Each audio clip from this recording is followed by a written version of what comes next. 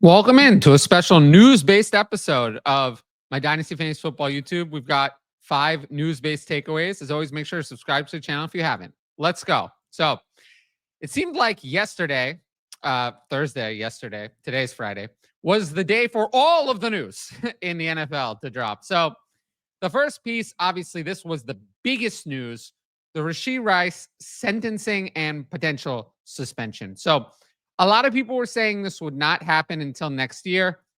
I also was kind of in that boat, but this just came out of the blue, out of nowhere.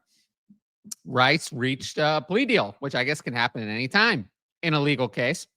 Pled guilty to third degree felony charges and will serve 30 days in jail along with 5 years of probation. The 30 years can be served at any time, so that's not going to interfere with the NFL season. Rice also resolved a related civil case this week.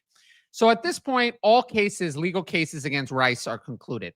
Now, typically, when all cases are concluded, the NFL disciplinary process will begin. Now, the baseline suspension for a first-time violation of the NFL personal conduct policy is 6 games for Rashee Rice. Now, I don't know how the NFL sees this compared to the baseline. I saw a lot of people on Twitter talking about legal takes, legal this, legal that. Those people were great when we were talking about the actual criminal case. Those people have no idea what the NFL is doing. We don't know what the NFL is doing. The NFL does things based on PR and what they think they can get away with PR-wise. That's all that's going to matter. If I had to pick a number, 6 is the baseline.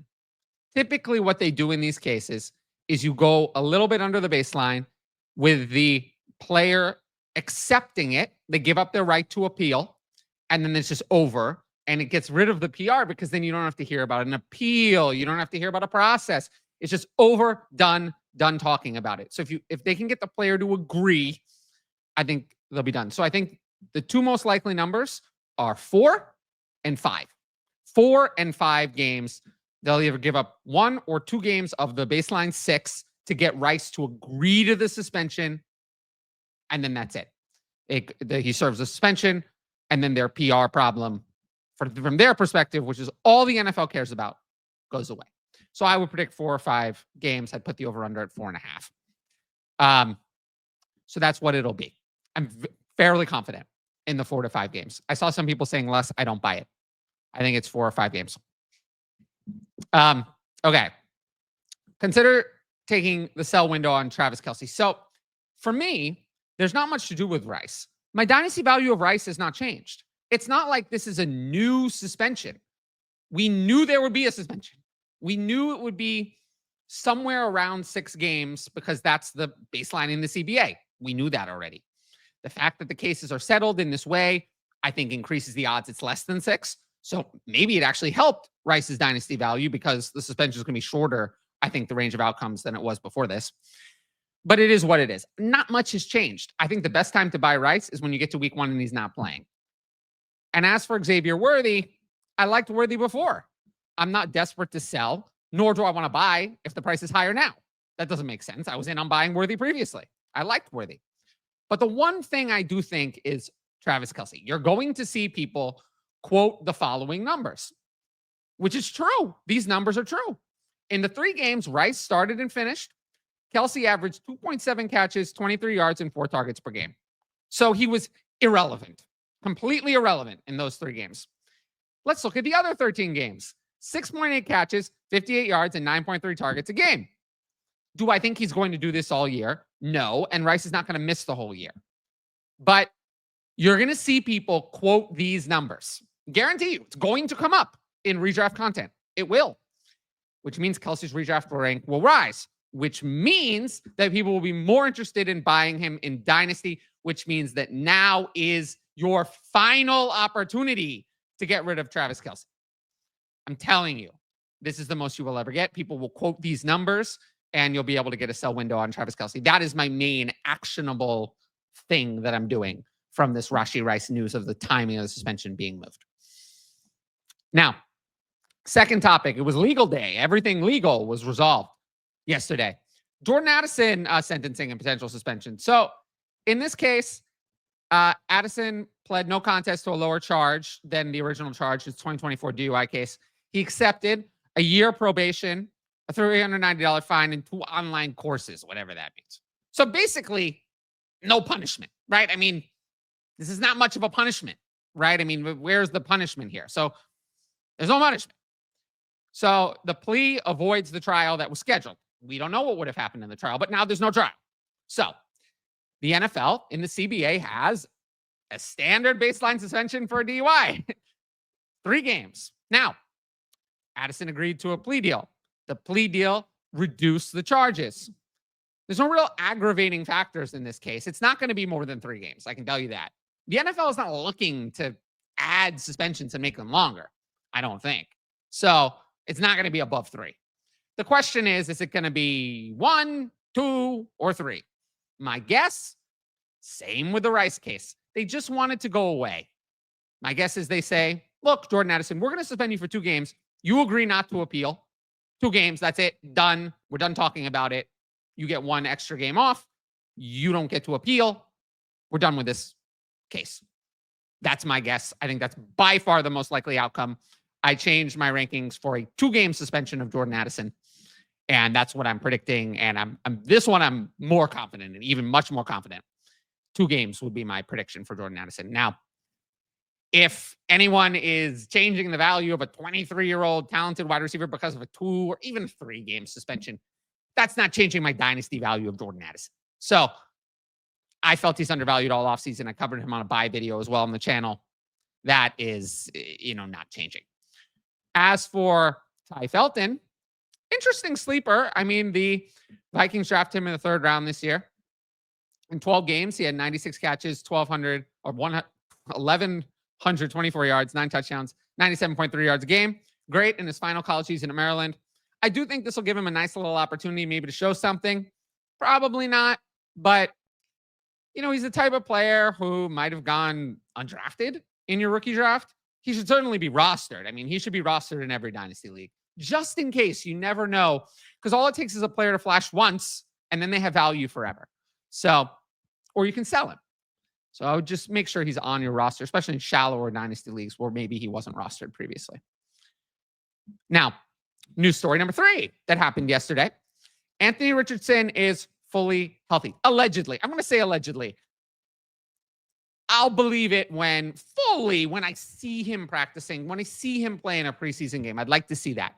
But as of now, he's recovered from his right shoulder injury setback and will be ready for training camp. That's what they say. And it's good news. I think if he hadn't been ready, he would have fallen behind in quarterback competition with Daniel Jones. So let's compare their 2024 stats. Now, Richardson was not good. In 11 games, 47.7% completion, 8 touchdowns, 12 interceptions, 6.9 yards per attempt, 86 carries, 499 yards, and 6 touchdowns. He was horrific as a passer. Somehow even worse than 2023. But as a runner, he did average 5.8 yards a carry and 45.4 yards a game. So he was pretty good there. Now, last year, Daniel Jones, not good. 63.3% completion, 8 touchdowns, 7 interceptions, 6.1 yards per attempt, and 67 carries, 265 yards, and 2 touchdowns. He was more accurate than Richardson, but 6.1 yards per attempt is not even a backup. That's just bad. And he was playing with Malik Neighbors for a lot of it. So he doesn't really have that many excuses. He didn't run as much since the ACL tear he had in 2023. Not sure he's going to bounce back at that in 2025.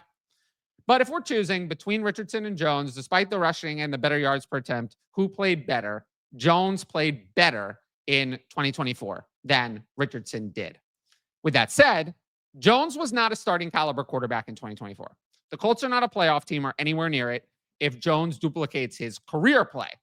Jones has never averaged more than 6.8 yards per attempt in any season of his career. Usually 7 is, if you're below 7, I'm generally saying you're not a starting quarterback. Typically. It's not the only stat, but it's a good baseline. Even in 2022, he just had 6.8 yards per attempt, 67.2% completion, and did a lot of work with his legs. So even in his best year, he was average starter at best, maybe a little below average. And in pretty much every other year, he was not starting caliber. So Daniel Jones is not an NFL starter. This is not Sam Darnold, who showed at least some things at some points. Daniel Jones is not an NFL starter. Daniel Jones is a backup. And for me, whoever starts week 1, I would love to sell that player immediately. Daniel Jones is not an NFL starter. As a Giants fan, we looked at the numbers. I looked at all the years. 70 games. Not 10, not 20, 70. Daniel Jones is a backup. I'm sorry. He's a backup. He's always been a backup. He's never really played at a starter's level. And Anthony Richardson was so awful accuracy-wise over his first 2 years that I just don't believe in him. Now, let's look at one other thing. So the Colts win total is 7.5. Now, if the Colts finish with 7 wins, bettors are favoring the under on this bet. More money is on the under. The under is minus money. So let's say the most likely outcome is 7 wins then. If the Colts go 7-10, Shane Steichen will be fired. Chris Ballard will be fired. And if one or both of them are gone, and they'll both be gone if they finish 7-10, Richardson and Jones will be gone with them. Win total, as I mentioned in the last video, is something important to look at. So I'm just saying, if the Colts with either quarterback go 7-10, which is the most likely outcome according to the money being on the under in this win total, these quarterbacks are not going to be starters next year. So whoever starts week 1, I would be looking to sell that player immediately. And then if the other guy goes in, I'll be looking to sell him at that stage. But I'm not interested in these quarterbacks. I'm not interested in the Colts quarterbacks long-term at all. Now, if you like my YouTube content, you should sign up for the Patreon. I'm offering a 50% discount off your first month at all tiers using the code TylerYT50. You can sign up in the top right corner, patreon.com/fantasyadvice. Use that code, 50% off your first month. You can get all my rankings, access to Discord, my write-ups, Patreon-only videos, direct message fantasy advice, and ability to ask and advance questions for YouTube videos. Now, yesterday was a good example of the Patreon. I don't record on Thursdays. I do the videos Monday, Wednesday, Friday. That's how it's going to be. I'm going to keep the schedule because it's best for the YouTube algorithm. But my fantasy advice is available every day. I was active in the Discord. I was active in direct message. I had probably the most messages and most Discord activity that I've had in a long time yesterday covering all of this news. And I was there covering all of it. That's not going to take place anywhere else. I'm only going to be doing that type of coverage on the Patreon. The videos, they're released at the same time. It is what it is. Sometimes the news timing doesn't work out with the timing of the video. So if you want my up-to-the-minute advice, you're only going to be able to get that on the Patreon. It's not going to take place anywhere else. Now, tiers, we're going to just $5 a month, $250 with a discount. And if you want to know more about the Patreon, check out my Why You Should Join the Patreon videos on the channel. They're on the homepage under Patreon promos. I'm going to be doing another special video on Sunday covering that. So look for that on Sunday. Once again, 50% discount off your first month at all tiers using the code TylerYT50 at checkout. And I hope to see a lot of you join. Yesterday was a very exciting day in the Patreon, and I promise you won't regret signing up, especially with redraft and start sit coming up as well. With that said, I'll get into my next topic. So my next topic, Mike Williams retired. He officially retired from the NFL on Thursday. Another piece of news on Thursday. Now, I wasn't expecting much from Williams. He was already on the PUP list and hadn't been productive in 2024. But this retirement does open the door to some possibilities. The Chargers could be interested in Amari Cooper or another free agent wide receiver. Now, we all know the main 2 free agent wide receivers out there are Amari Cooper and Keenan Allen. And while neither Cooper nor Allen is the same player as Mike Williams, I think Cooper is more similar. He's a primary boundary wide receiver, whereas Keenan Allen, at this stage of his career, probably mostly in the slot. For now, Tre Harris and Quentin Johnston are the 2 outside starting wide receivers. And honestly, we are getting to the point that I'm worried that Amari Cooper and Keenan Allen are not going to go anywhere or have big roles if they sign anywhere, because we're getting really late now. Training camp is starting to open. So let's take a look at Harris and QJ. So starting with QJ, last year in 15 games, 55 catches, 711 yards, 8 touchdowns, 91 targets, 3.7 catches, and 47.4 yards a game. Quietly, he was a lot better in 2024 than 2023. I think Ladd McConkey got most of the attention, but I'm just not that interested in QJ. I think we kind of saw an improvement, but I kind of think we've plateaued with him. And now Tre Harris is there, who I think is going to kind of split that boundary role. Harris in 2024 at Ole Miss, 8 games, 60 catches, 1,030 yards, 7 touchdowns, 128.8 yards per game. If only he'd completed that season, right? I mean, he didn't get hurt. He completed it. That would have been insane. But the Chargers are lucky he didn't, because he fell to the late second round. Thought it was pretty good value there. I liked him in the rookie process. I'm hoping he breaks out in 2025. I just drafted him in Scott Fishbowl in the 15th round, which I thought was a great value in that format. That was before Mike Williams retired. Not that that changes much. Now, for me, the big thing I want to remind people of on the Chargers actually has to do with Oronde Gadsden. So there's not much to do here, right? I mean, Mike Williams was not on rosters. Doesn't change anything for Lad McConkey. Quentin Johnston, roster clogger type. I'm not targeting. I mean, you probably wouldn't have him if you had my advice. Hive shares. And Tre Harris, he was just drafted. I mean, it kind of is what it is. His price hasn't changed much. But Oronde Gadsden must be stashed. He's been a must stash for a while. I talked about him in June on a Rookie Sleepers video. You can consider this more of a reminder than anything. Will Disley was a low-end tight end one for a few weeks last year. Will Disley. Oronde Gadsden is a more exciting player than Will Disley. So this is a player that I'm looking at for sure as a stash. He should be rostered in all Dynasty leagues. Now, my last takeaway of the day. NFL second-round picks are signing their rookie contracts. So Jaden Higgins kind of started this issue or whatever you want to call it. He signed a fully guaranteed contract as the 34th overall pick. He was the first second-round pick to do that. So for a while, only Higgins and the Browns' 33rd overall pick, the one right before him, Carson Schwarzenegger, had signed it all. 30 of the 32 rookie picks had not signed. But now, I think it was 49ers rookie broke the logjam, and then kind of it's been slotted in with different guaranteed amounts left and right. I mean, I saw Elijah Arroyo signed. I saw Jack Besh signed. I saw Tre Harris signed. It's not news. We're not going to go through every single player who signed or didn't sign or whatever. The big one, Quinshon Judkins, I think we're going to have to wait for. But that's not really what this topic is about. We'll talk about him at a later date. But regardless, second-round picks signing left and right. Outside of Judkins, I think all of the other second-round picks are going to be signed in the next couple of days. The main one we're waiting for is Tyler Shuck, who I think as a quarterback wants to push for fully guaranteed. We'll see what happens there. But again, I think this is all resolved in the next couple of days. I don't think this takes very long. Now, what's actionable here is don't worry about this in the future. I saw people being concerned, well, Tre Harris is not at camp or whatever. This was such a non-concern to me. The camp had barely even started. These rookie contracts always get done.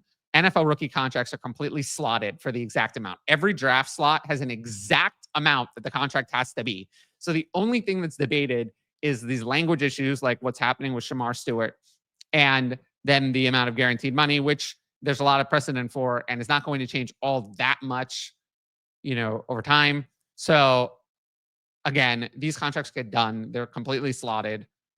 There's no reason for them not to get done. So just don't concern yourself with this in the future. I never dropped any of these players in my dynasty ranks because they hadn't technically signed yet. So yeah, this is a total non-issue and will be a non-issue moving forward. Now we'll get into some Patreon questions and then we'll wrap up the show. Rank your top 5 wide receiver 2s who would become alphas with injury to the number 1. Okay, so most of the time it does not work this way. Most of the time targets are earned. They're earned from the top first. And it's very, very rare that a team would have 2 players who are capable of being an alpha. To answer this question, there are very, very few of these. The one that we've definitely seen is T. Higgins. T. Higgins, if Jamar Chase went down, T. Higgins, I would rank in my start-sit ranks as a top 5 wide receiver. So we know T. Higgins can do it. Other than that, there aren't any other wide receivers that I'm sure would be an alpha. Could, Jordan Addison maybe be one, but we don't know. We haven't seen that. Jalen Waddle was kind of an alpha before Tyreek Hill got there. Could he do it again if Tyreek Hill went down? Maybe. But other than that, we're very short on players for this. I'm not sure there are 5, to be honest with you. I don't think I can name 5. I think the one that I'm very confident in is T. Higgins. Other than that, I'm not sure there are any others where I'm sure that the only thing holding them back from being an alpha is the fact that there's a super alpha in front of them. Now, tell us about the crazy shirts you wear. Oh, well, if they would sponsor the show, I would tell you more about them, right? But I have a policy. I don't really read third-party ads on here. So Yeah, I mean, I do happen to like crazy shirts. Um, just kind of think it's interesting. Starts a lot of conversations. I have a shirt about that's from the show One Piece, which I've never seen. So I like kind of wearing it. And then people like ask me, "Oh, you're a fan of One Piece?" I'm like, "No, I have no idea what that is." But it starts interesting conversation. But it's really just, I mean, I am doing a YouTube show on YouTube. So obviously, like liking a little bit of attention shouldn't be too surprising. So there's not much more to it than that. Who do you prefer at pick 101 in rookie dynasty draft that has an IDP position, Genti or Hunter? Okay. So this is a little bit relevant to the Scott Fishbowl that's going on, where Travis Hunter scores his IDP points in addition to his wide receiver points. In normal leagues, it doesn't work that way. He'll only score touchdowns. He'll score the interception return touchdowns, but nothing else. That's the typical way it works in a normal fantasy league. But in Scott Fishbowl, he scores all of his IDP points. So in this format, I assume in the IDP spot, he would also score all of his wide receiver points. What that means is that Hunter's probably the 101. In that type of format, to be able to start an IDP player who scores on offense is a cheat code. So it depends on the exact format. But yes, assuming he's scoring both his offensive and defensive points, I would think that Travis Hunter would be the 101 in this type of format. Yeah, that's my take on it. Again, it depends on some exact things about IDP. I don't play a lot of IDP, but the crux of it is if he scores both sides of the ball, full points for both sides of the ball, he'd probably be the 101. Now, if you liked the video, make sure to support the channel by subscribing. And don't forget to hit that notifications bell so you can be notified about all my exciting content as it drops. If you want my best fantasy football advice, it's available on the Patreon. Dynasty and other fantasy football content year-round. 50% discount at all tiers using code TylerYT50. You type that code in at checkout, you'll get 50% off your first month at all tiers. Every sign-up helps support my independent content, namely this YouTube channel and whatever I'm doing on X. But once again, thanks for watching, and I'll see you all later.